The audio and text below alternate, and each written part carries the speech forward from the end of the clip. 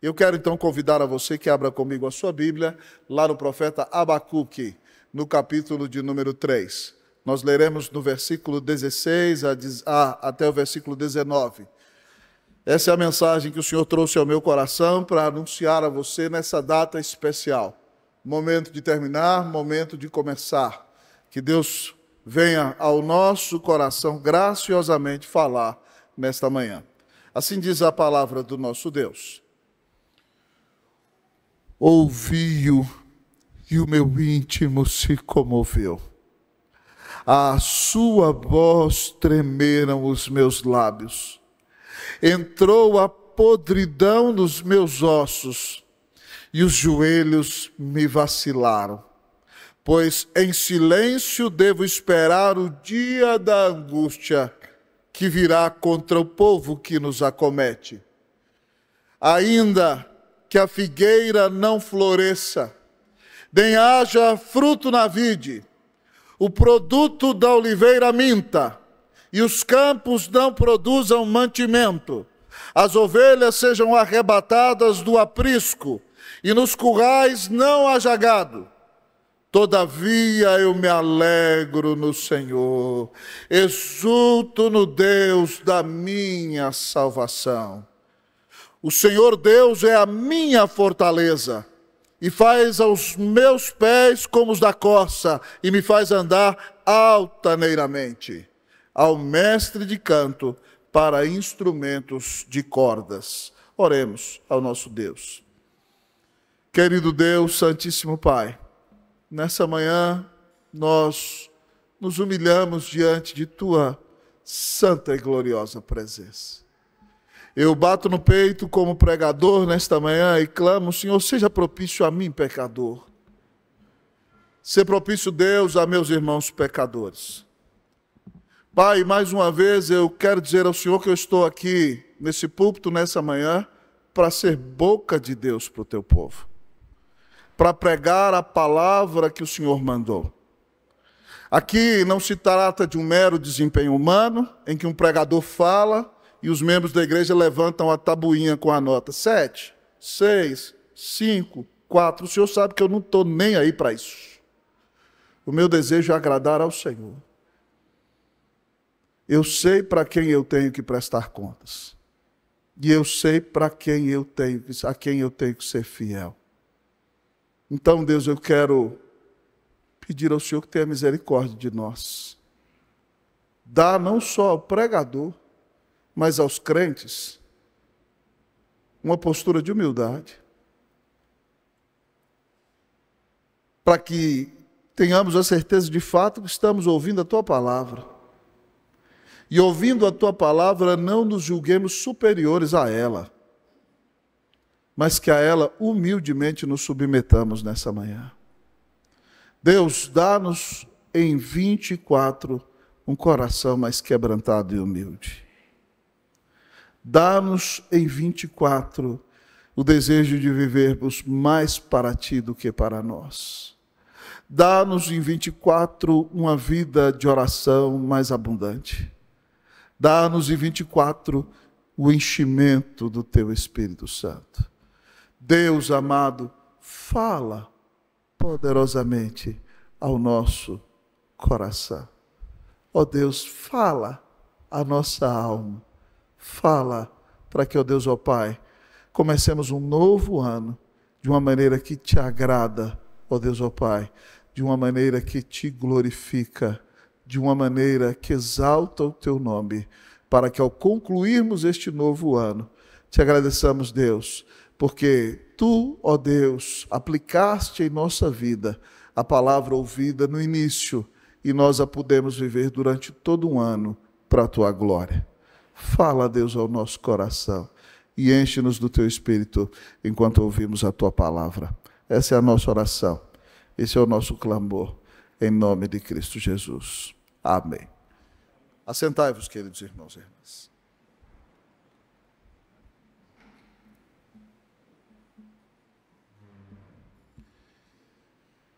Queridos amigos e irmãos, se nós observarmos bem a secularização que vem assolando a sociedade brasileira nesse último tempo e até batendo as portas da Igreja de Cristo Jesus nos últimos dias, o sentimento do nosso coração deve ser como o sentimento do profeta Abacuque, um sentimento de incomparável perplexidade. Abacuque começa esse livro, queridos irmãos e irmãs, com perplexidade, porque o povo de Deus se desviou de Deus. O povo de Deus não leva mais Deus a sério. O povo de Deus até vai aos cultos, mas vive como se Deus não existisse. E trata os seus irmãos com total falta de amor. Alguns até exploram os seus irmãos mais necessitados. E Abacuque começa o livro da sua profecia dizendo: até quando, Deus? Eu vou ver injustiça no meio do seu povo. Nós bem poderíamos dizer que Abacuque é o profeta da perplexidade.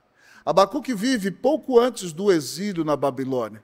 Ele é contemporâneo da profecia de Jeremias, do final dos dias de Jeremias, anos 605 a.C. E Abacuque é um homem indignado porque o povo de Deus se desviou. O povo de Deus esfriou na fé e agora o povo de Deus vive como mundano. Então ele vai indignado orar a Deus e Deus fala para ele: não se preocupe, meu filho Abacuque, eu vou corrigir esse povo. Eu vou mandar os babilônios que vêm destruindo todo mundo para disciplinar o meu povo. E Deus descreve com detalhes acerca da maldade dos babilônios.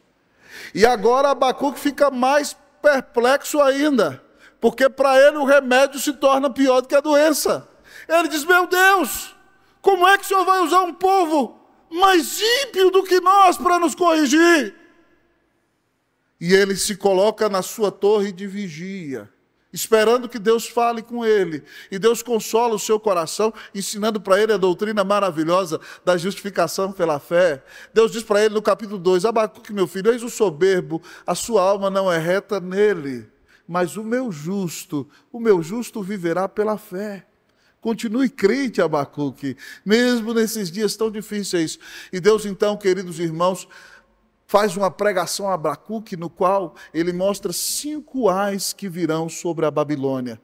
Então o que está acontecendo aqui, irmãos, é que dentro de poucos anos, Nabucodonosor virá e sitiará Jerusalém, levará o povo de Deus cativo para a Babilônia.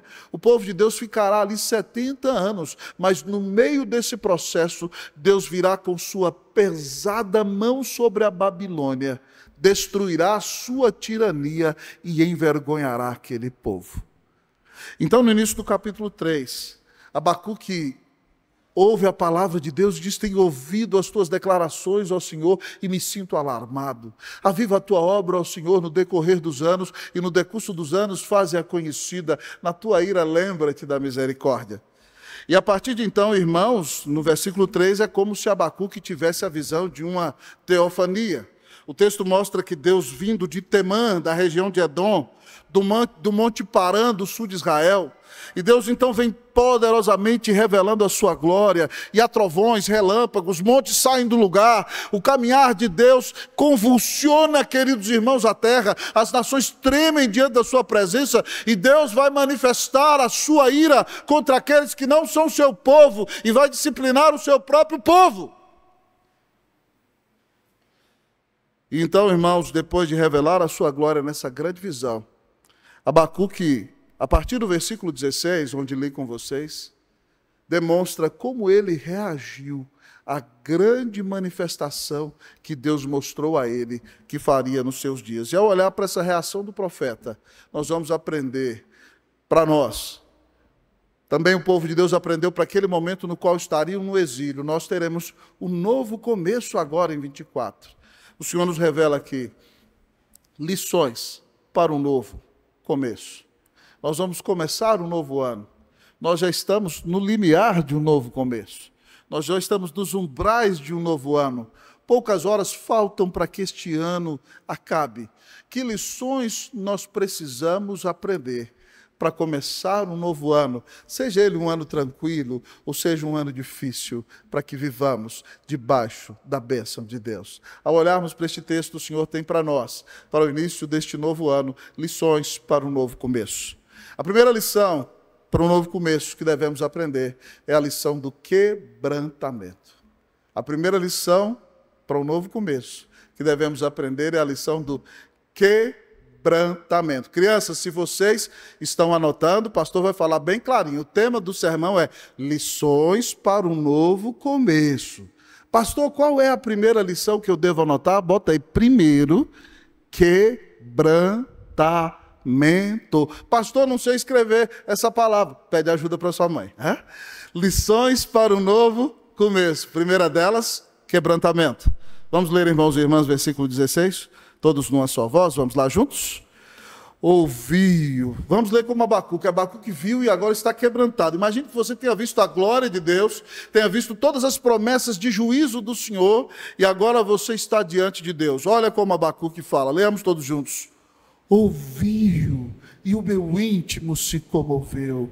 A sua voz tremeram os meus lábios, entrou a podridão nos meus ossos, e os joelhos me vacilaram, pois em silêncio devo esperar o dia da angústia que virá contra o povo que nos acomete. Abacuque ouviu a palavra de Deus e não ficou inerte.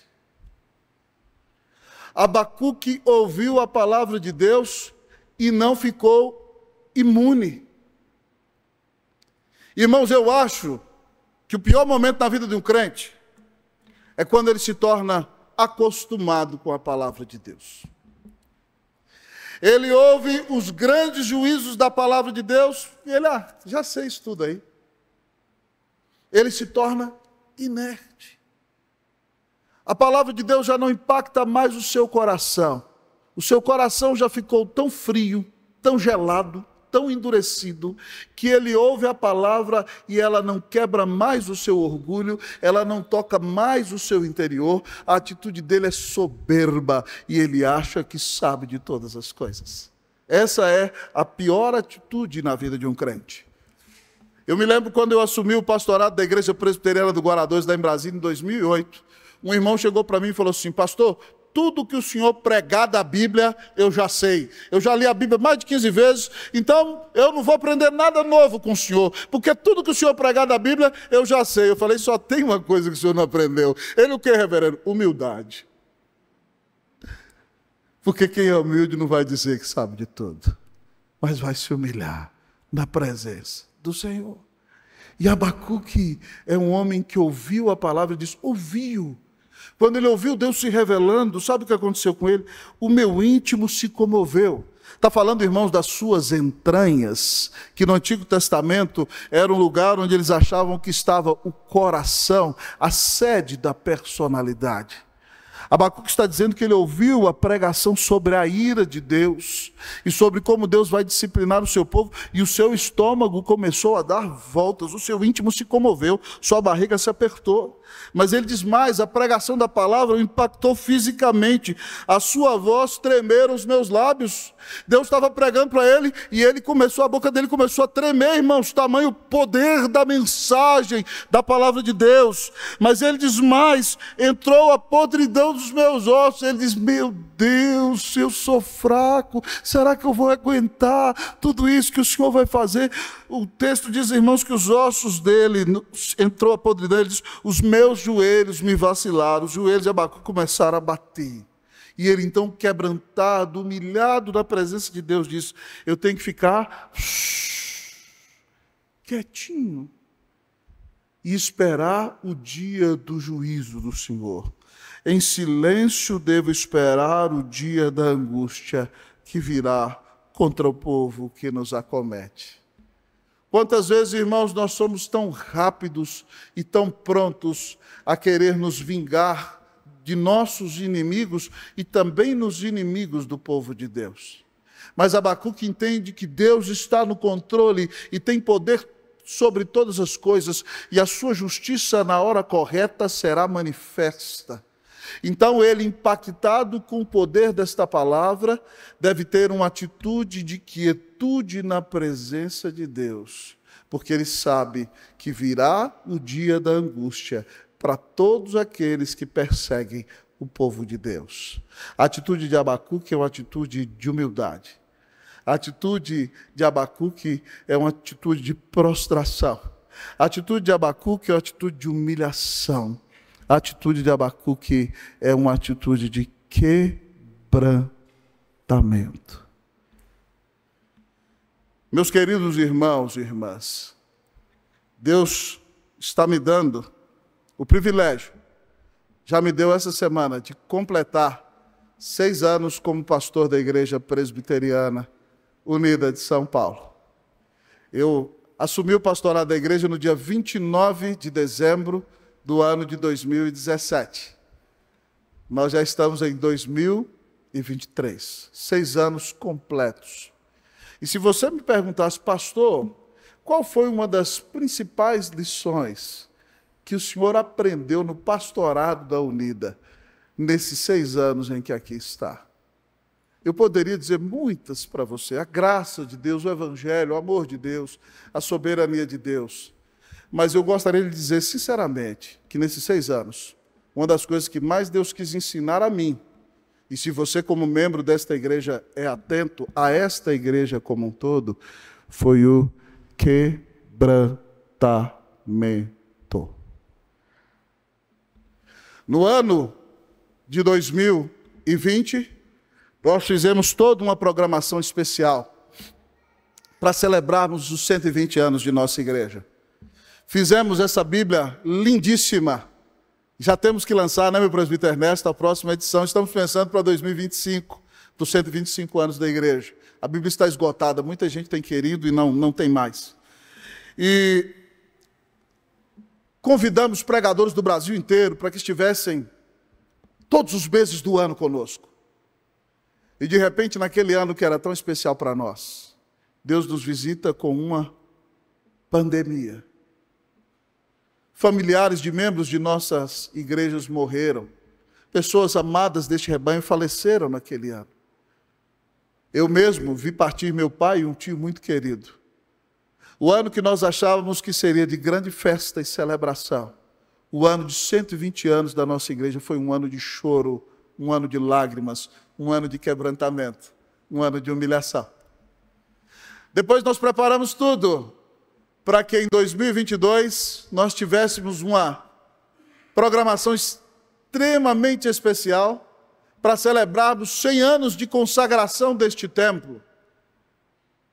Os nossos progenitores, os nossos fundadores, começaram a construir esse templo no ano de 1914, mas reverendo Matatias com o conselho planejaram a sua inauguração para o dia 7 de setembro de 1922, justamente no dia em que era celebrado o centenário da independência do Brasil.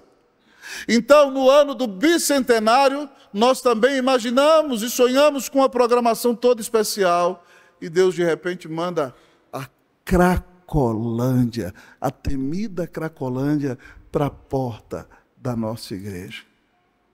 Houve dias em que passávamos aqui, havia 800 a 1000 pessoas se drogando, ou se prostituindo, vendendo drogas, alguns fazendo seus próprios excrementos na porta da nossa igreja. De 6 anos que aqui estamos, 3 anos foram de humilhação. Anos de quebrantamento. Naquele ano, o ano do exílio, 2022, depois de chorarmos, nosso presbítero Cleverson falou assim: pastor, mesmo no exílio, contou no conselho, nós recebemos mais do que 56 membros adultos em 2022. Eu falei: louvado seja o Senhor. Mas a Igreja Unida, irmão, não pode se ensoberbecer. Não pode achar-se melhor do que outras.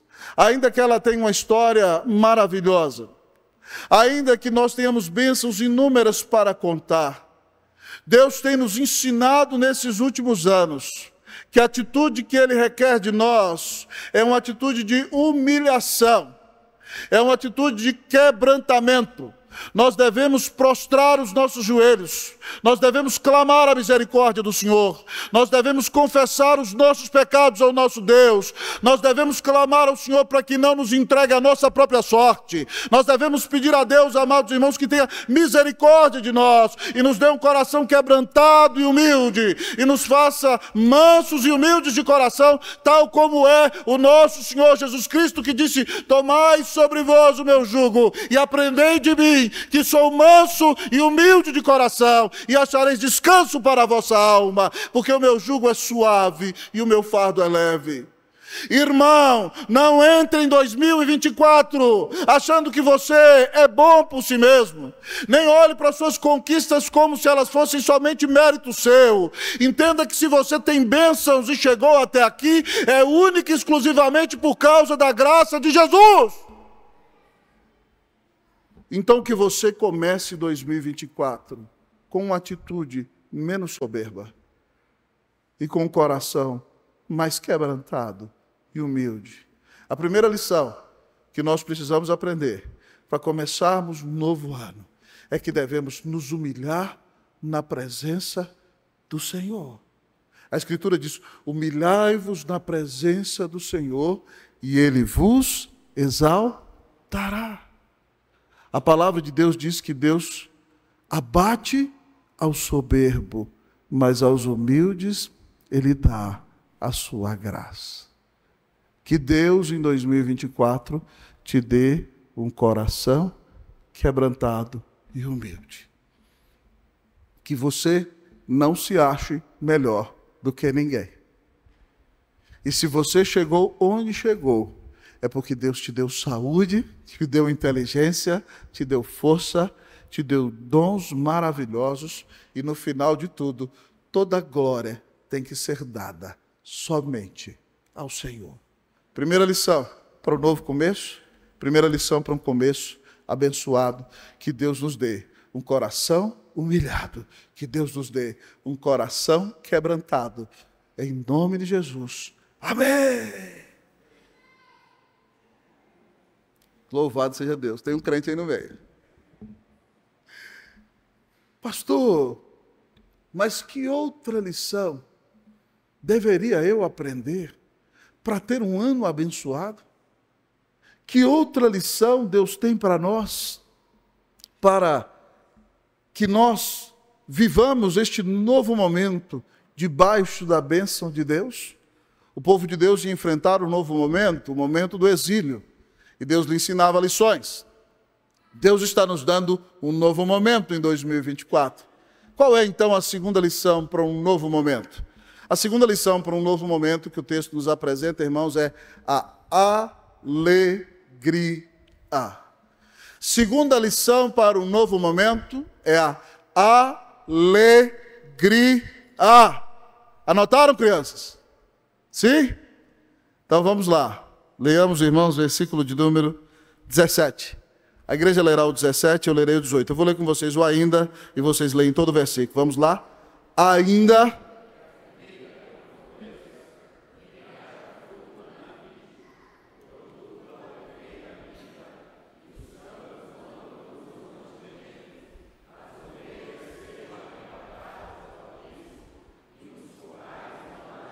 Todos comigo. Todavia eu me alegro no Senhor, exulto no Deus da minha salvação. Louvado seja o nosso Deus. Segunda lição que Deus nos ensina através da vida do profeta Abacuque para um novo momento é a alegria. Abacuque enfrentaria dias tremendamente difíceis, irmãos. E ele, como um grande pregador que é, pinta um quadro diante dos nossos olhos, no qual nos mostra uma ilustração que revela aspectos extremamente importantes da sua economia agrária, da sua economia agrícola fundamentada na agricultura e na pecuária daqueles dias. Ele fala, queridos amigos e irmãos, de coisas que eram essenciais para a existência do povo de Deus. E ele conta para nós que essas coisas que eram consideradas essenciais para a vida do povo de Deus seriam perdidas. Mas ele diz que ainda que perdesse tudo isso, a alegria jamais seria perdida. Ele começa dizendo para nós no versículo 17, ainda que a figueira não floresça, não haja fruto na vide, o produto da oliveira minta, os campos não produzam mantimentos. Ele começa falando daquilo que a criação dá. Ele fala daquelas árvores tão importantes para o judeu. Ele começa com a figueira. A figueira, amados irmãos, é alta. Judeus, geralmente, quando tinham sua grande propriedade, oravam debaixo de suas figueiras. O fruto da figueira é doce. A sombra da figueira alivia do calor. E o judeu tinha expectativa quando a figueira começava a florescer. E saíam as primeiras flores e era sinal de que viria fruto bom. E até hoje, quando você come um bom figo e ele é doce, você louva a Deus, porque Deus poderia ter te dado figo e ele te alimentaria, mas Deus é tão bom e te ama tanto que ele te dá o figo doce. E você morde o figo e você diz, uau, louvado seja Deus. Mas ele diz que, ainda que a figueira não floresça, vai deixar de ter fruto doce. Ele diz, ainda que não haja fruto na vide. O Salmo 104:15 diz que o fruto da videira alegra o coração, falando que o vinho alegra o coração. O judeu amava vinho. O primeiro milagre que Jesus faz é transformar água em vinho. E aqui o texto está dizendo que não haverá uvas para serem chupadas, não haverá vinho a ser feito, não haverá fruto na vide. Depois da figueira e da videira, para o judeu extremamente importante é a oliveira. Porque a oliveira, querido amigo e irmão, como fruto da azeitona, dá o azeite. E o azeite servia para ungir o profeta, o rei, o sacerdote. O azeite era usado como remédio para curar as feridas daqueles que estavam adoentados. O azeite era usado no preparo dos alimentos. O azeite era usado como cosmético para que as mulheres se tornassem cada vez mais belas. O azeite era essencial para o povo de Deus. E o texto está dizendo agora que não haverá mais o produto da oliveira. Se não bastasse tudo isso, o judeu sempre amou preparar um bom pão para celebrar o sustento e o cuidado de Deus. E agora o texto diz que também não haverá mais trigo. O texto diz, os campos não produzam mantimento. Era do trigo que vinha o pão, e por causa da guerra, todas as plantações seriam queimadas, e já não haveria mais alimento. Toda a base da alimentação agrícola do povo de Deus seria arrasada. Haveria dias de fome. Mas ele disse, não bastasse tudo isso. O judeu era considerado um povo caracterizado pelo pastoreio de ovelhas. Quando José leva seus irmãos para o Egito, ele ensina a eles o que eles têm que dizer a Faraó. E Faraó pergunta para eles, o que vocês fazem? Eles dizem, os seus servos são pastores desde a juventude. Dá-nos o terreno de Gósen, que era o terreno mais fértil do Egito, para que aqui sustentemos nossas ovelhas. E os egípcios abominavam pastores de ovelhas, então eles queriam os pastores de ovelhas longe. E os judeus ficaram com as melhores terras do Egito para cuidar das suas ovelhas. O povo de Deus sempre foi um povo de pastores. Jacó era pastor de ovelhas. E o texto nos diz, queridos amigos e irmãos, que as ovelhas seriam arrebatadas do aprisco. Não haveria mais a lã quentinha das ovelhas. Não haveria mais o leite. Não haveria mais a carne das ovelhas. Diz o texto que as vacas também seriam levadas. Nos currais não haveria gado. Você nunca viveu uma situação como essa. Você imagine chegar um momento em que haja um colapso total na sua sociedade. Em que não haja farinha para que você compre trigo e faça pão. Em que não haja uvas para que você coma, ou para que sucos e vinhos sejam feitos. Em que não haja, querido amigo e irmão, doces para adoçar a sua vida. em que não haja azeite, querido amigo e irmão, para condimentar, para ajudar na sua alimentação e para embelezar a sua vida. Imagine que não haja mais carne no mercado para que você compre. Imagine que você viva num lugar em que chegou uma situação de total miséria. Como seria a sua reação? Abacuque, irmãos, é maravilhoso. Depois de ser impactado com o poder e com a presença de Deus, ele diz: ainda que nós enfrentemos o colapso total, ele diz, versículo 18, todavia, não obstante, no entanto, entretanto, porém, contudo, mas eu me alegro no Senhor. Exulto no Deus da minha salvação. Abacuque diz que nós podemos ter verdadeira alegria, mesmo nos dias mais difíceis da nossa vida, quando a nossa alegria está posta no Senhor. Ele diz, contrariando a tudo de ruim que acontecerá, a minha alegria não sucumbirá, porque a minha alegria sempre estará naquele que me amou e veio a mim salvar. Todavia eu me alegro no Senhor. Abacuque diz que o coração dele vai se deleitar porque ele sabe quem ele é em Deus. Ele sabe que ele faz parte de um povo escolhido. Ele sabe que esse Deus libertou o seu povo da escravidão do Egito. Ele sabe que Deus mandará o Salvador, querido amigo e irmão, para pagar os pecados dele. Ele sabe que ele tem a vida eterna. E ele sabe que das mãos do Senhor ninguém pode arrebatá-lo. Para que fique bem claro para você a ideia, ele repete. Porque judeu, quando quer enfatizar algo, repete. Ele diz que não só se alegra no Senhor, ele diz exulto. A ideia dessa palavra é um salto de alegria no Deus da minha salvação. Quando você entende, querido amigo e irmão, o tamanho da salvação que recebeu, quando você entende o preço que custou a sua salvação, quando você entende que Deus mandou o seu Filho eterno, aquele que é um com Ele desde a eternidade, aquele que é Deus que se fez homem sem deixar de ser Deus, aquele que não tem pecado algum, Deus o fez um de nós, para morrer na cruz do Calvário e pagar os nossos pecados. Você fica impactado porque nunca jamais alguém foi sujeito de um amor tão grandioso para contigo como o nosso Deus.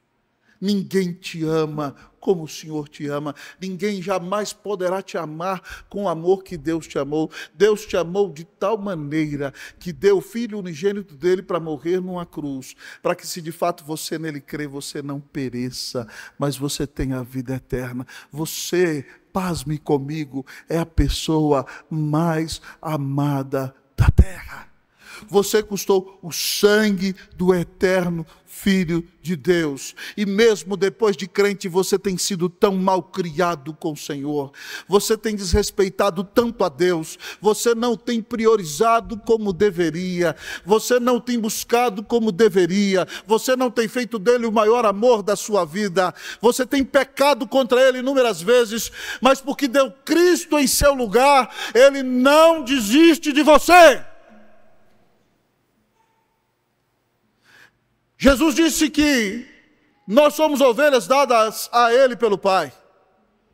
E aquilo que o Pai dá para Ele é maior do que tudo.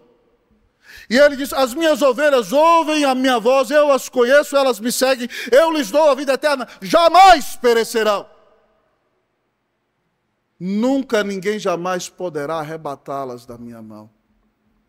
Pasme comigo, apesar de você, se você verdadeiramente é de Cristo Jesus, nem você pode perder a sua salvação.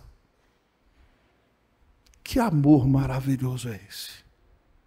Ninguém pode tirar você das mãos de Cristo Jesus. Apesar de você, o Senhor não desiste de você. Então, preste atenção.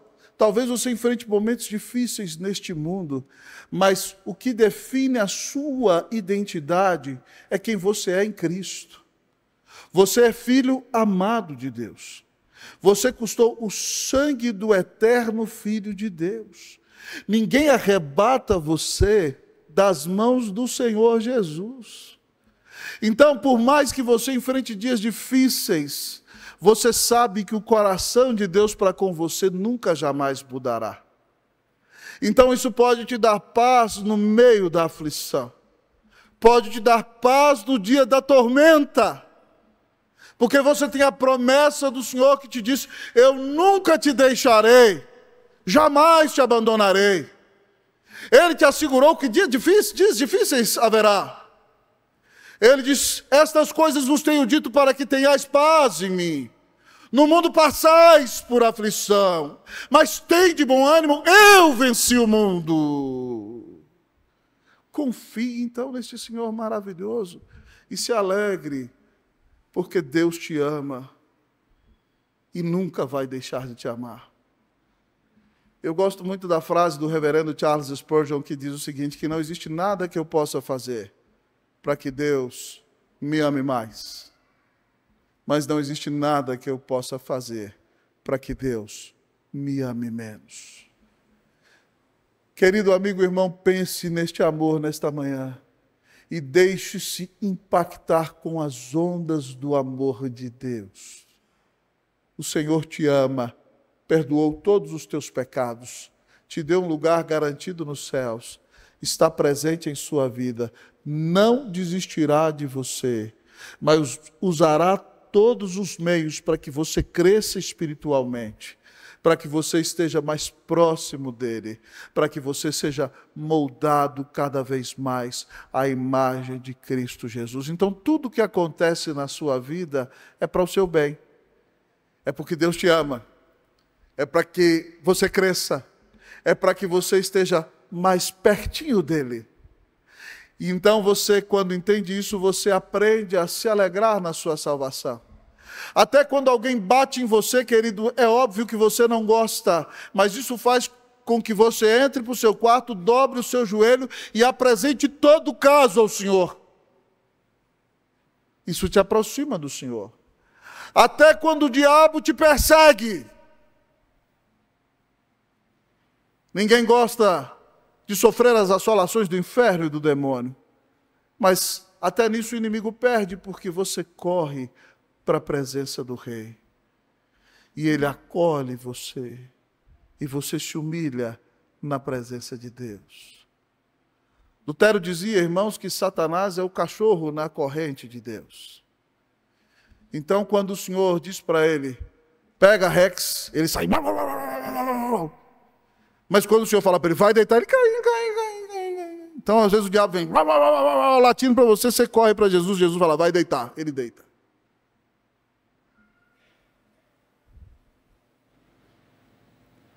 Por que você está triste? Por que você está tão deprimido desse jeito? Deus te ama tanto. Deu Jesus na cruz por você. O Senhor deixou de cuidar de você um dia sequer. Por que essa angústia, esse desespero? Aprenda-se a alegrar-se na grande salvação que Deus te dá na pessoa de Jesus. Preparando essa mensagem, eu ouvi uma música muito bonita. Talvez podemos cantar aqui depois com a nossa equipe de louvor, meu reverendo, né? O coro dela diz, ainda que a figueira não floresça e não haja fruto na vide, e o produto da oliveira minta, todavia eu me alegrarei, todavia eu me alegrarei, todavia eu me alegrarei.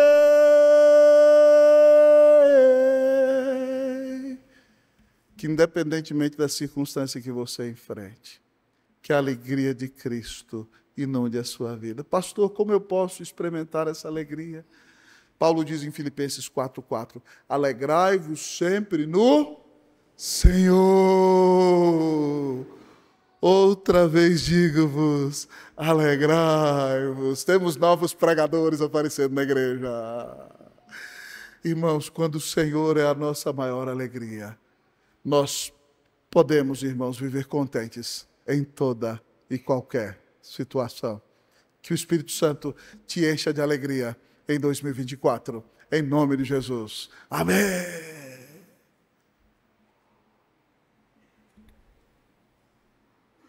Está chegando um novo momento. Daqui a pouco cantaremos, rompe a aurora, vai-se embora, mais um ano e outro vem. O que precisamos aprender para este novo momento? Primeira lição para um novo momento, quebrantar. Segunda lição para um novo momento.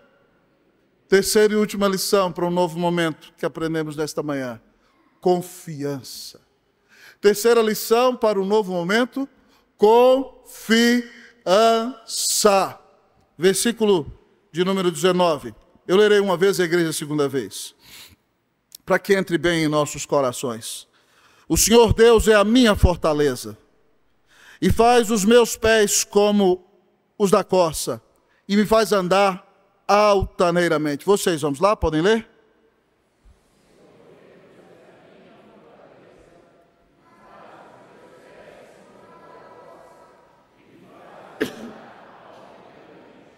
Louvado seja Deus. Versículo de número 19, no texto que lemos, mais uma vez cita o nome do nosso Deus, Yahvé, o Senhor em maiúsculas. Abacuque diz que o Senhor Deus é para ele uma fortaleza. Uma fortaleza, querido amigo e irmão, era uma muralha na qual exércitos antigos ou um reino antigo se protegia de reinos inimigos. Era um castelo. Ele disse que para ele o Senhor é como uma grande muralha. O Senhor para ele é um castelo. O Senhor para ele é uma fortaleza. Ele está dizendo que Deus para ele é uma fortaleza inexpugnável. E ninguém pode quebrar as muralhas do Senhor. Ninguém pode alcançar as alturas dos muros do Senhor. Ninguém deixará de proteger a sua alma como o Senhor o protegerá. O Senhor é a fortaleza. É o castelo no qual ele se esconde. Mas ele diz mais. Porque Deus é a sua fortaleza, ele diz, eu estou protegido. O que ele está dizendo? Não vai acontecer nada comigo que o meu Deus não permita que aconteça. Ele vai guardar a minha fé até o final. Ele é o meu protetor. E porque ele é a minha fortaleza, eu vou correr como as corças, Abacuque diz. Ele faz os meus pés como os da corça e me faz andar altaneiramente. Esse animal aqui, a corça, amado irmão, é o cervo. É o veado. Eu não sei se você já viu como o cervo anda. O cervo anda confiado. Ele consegue saltar grandes cercas.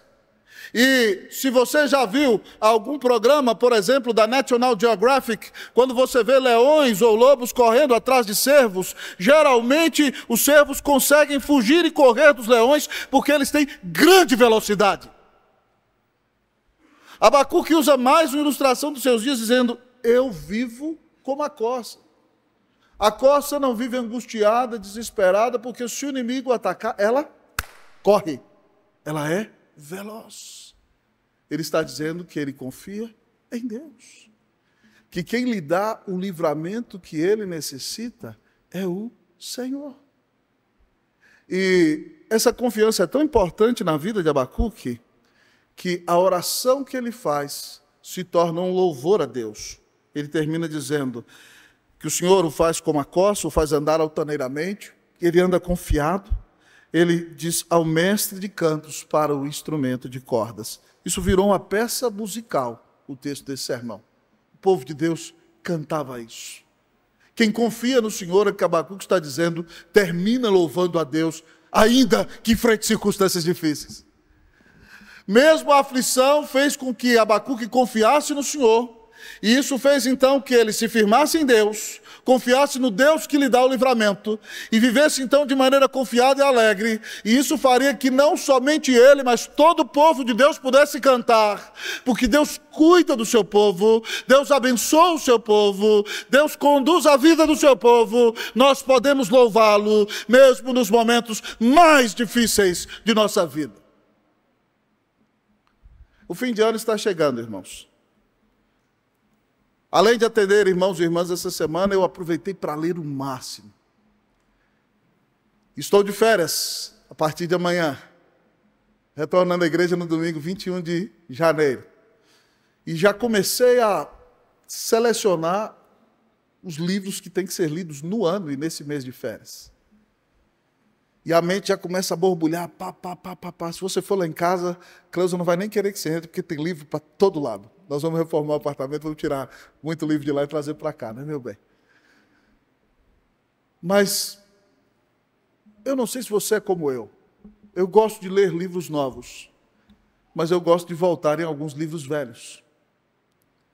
E dentre os livros velhos que eu selecionei para esse ano, um dos livros mais impactantes que eu já li, do reverendo Timothy Keller. O nome do livro é Com Deus em Meio ao Sofrimento. Esse livro está lá, ele será lido brevemente, já no início do ano, dentre os primeiros livros. E quando eu li esse livro, irmãos, há alguns anos atrás, antes mesmo de ser pastor da Unida, talvez há 8, 9 anos, uma das histórias que me impactou no livro foi a história de uma irmã que era casada com um oficial da igreja, homem crente, que ia à igreja, que tinha uma irmã que também tinha um esposo que era sua melhor amiga, e as famílias adoravam a Deus na igreja, e eles se reuniam e comiam juntos. Mas de repente ela começou a perceber que o seu marido ficou estranho, e na hora da comida ele já não ficava mais na mesa, ele saía e ficava conversando pelo WhatsApp, e ele foi distanciando dela. E um dia, então, ele a chama para conversar e diz para ela que está saindo de casa, que está indo morar com a sua melhor amiga. 2 famílias destruídas na igreja. Ela ficou desolada pela traição do seu marido. Eles tinham 4 filhos, tinham uma vida extremamente tranquila e abençoada. Ficou desolada pela traição da sua melhor amiga. Uma depressão começou a assolá-la num momento de grande angústia. E agora, depois de 6 meses, o seu marido nem sequer estava pagando a pensão dos filhos. Ela estava com um filho de 16 anos, outro de 14, outro de 11 e outro de 9 anos. E agora o seu marido tinha parado de pagar a hipoteca da casa. E ela estava começando a receber mensagens do banco, o que poderia talvez levá-la ao despejo. Se não bastasse tudo isso, o seu filho mais velho, adolescente, que observava o seu pai, presbítero da igreja, agora fazendo essas coisas erradas, aquele jovem diz que não crê mais em Deus, o segundo está indo pelo mesmo caminho, e está tudo dando errado na vida daquela irmã. E de repente, ela diz num aconselhamento ao reverendo Keller, tudo acabou na minha vida, mas eu sirvo a um grande Deus, e eu estou sofrendo muito, eu não estou entendendo nada do que Ele está fazendo, mas eu estou expectante para ver o que Ele vai fazer com tudo isso. Ele é um Deus grandioso, Ele é um Deus maravilhoso, Ele é um Deus bondoso, e Ele não vai deixar de cuidar de mim. Eu confio nele, Ele nunca vai me deixar, jamais vai me abandonar. Eu sei que grandes coisas Ele fará. Eu estou abençoando os meus filhos, eu estou orando por ele, estou orando pelo meu ex-marido, estou orando pela minha ex-amiga, e eu não sei o que Deus fará, mas eu sei que grandes coisas o Senhor fará, porque Ele é meu Deus e deu seu Filho para morrer na cruz por mim. Você tem a mesma expectativa em momentos tremendamente difíceis da sua vida? Talvez esteja dando tudo errado. Talvez as respostas não vieram como você esperava. Mas eu sei que grandes coisas Deus fará. Porque Ele nos ama e deu seu Filho na cruz para nos salvar. E Ele disse: eu nunca te deixarei, jamais te abandonarei. Que ainda que você enfrente momentos difíceis em 2024, que os seus olhos estejam postos em Jesus, que é o autor e consumador da tua fé, que você confie nele, porque Ele nunca vai te deixar. Ele tem um grande objetivo na sua vida, te levar para o céu, e Ele diz que estaria com você todos os dias da sua vida, até a consumação dos séculos. Qual será a sua atitude? Você tem 3 opções. Ou você duvida, ou você murmura, ou você confia. Eu clamo a Deus que te dê a bênção da fé. Que Deus renove a sua confiança em Jesus neste dia. Que 2024 seja um ano de vivenciar grandes bênçãos. Porque Deus, amado irmão, se agrada da fé. Sem fé é impossível agradar a Deus. Que você coloque a fé no Deus que te amou e deu o Filho dele na cruz para te salvar. E Ele te carregará no colo e derramará sobre a tua vida bênçãos sem medida. Que Deus renove a tua fé nesta manhã. Em nome de Jesus. Amém. Bênção. Meninada crente. Os netos do nosso presbítero também ali, né, irmãos? Bênçãos maravilhosas. Irmãos, eu não sei como o coração de vocês adentrou esse templo nessa manhã. Mas minha sincera oração é que Deus renove o primeiro amor do seu coração nesta hora. E renove a sua fé. Que Deus te dê em 2024 um coração quebrantado e humilde. Que Deus te ensine a se alegrar em Jesus sobre todas as coisas, porque o coração dele não muda para contigo.